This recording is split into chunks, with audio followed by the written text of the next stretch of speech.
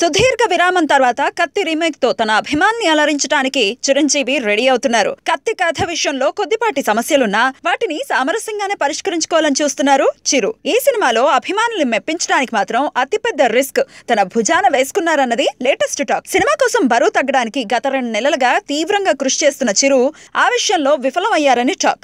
ఇప్పుడున్నట్టే బొద్దుగా కనిపిస్తే బాగోదని చిరు భావిస్తున్నారు. డాన్సులు చేయడానికి, ఫైట్లు చేయడానికి ఇబ్బంది కలుగుతుందని చిరు భయం. అందుకే కృత్రిమంగా బరువు తగ్గేందుకు మొగ్గు చూపుతున్నారని తెలుస్తోంది. ఎన్టీఆర్, విష్ణు లాంటి కథానాయకులు కృత్రిమంగా బరువు తగ్గించుకున్న సంగతి తెలిసిందే. అయితే చిరంజీవి విషయంలో కొన్ని సమస్యలు తలెత్తే ప్రమాదం ఉందని డాక్టర్లు చెప్తున్నారట. ఈ వయసులో బరువు తగ్గించుకోవాలని చూస్తే సైడ్ ఎఫెక్ట్స్ వస్తాయని చెప్తున్నారు. అయితే చిరు మాత్రం కృత్రిమంగానే బరువు తగ్గాలని చూస్తున్నారట. ఈ విషయంలో వారం రోజుల్లో చిరు ఓ నిర్ణయానికి వచ్చే అవకాశం ఉంది. ప్రస్తుతం చిరంజీవి ముంబైలో ఉన్నారట.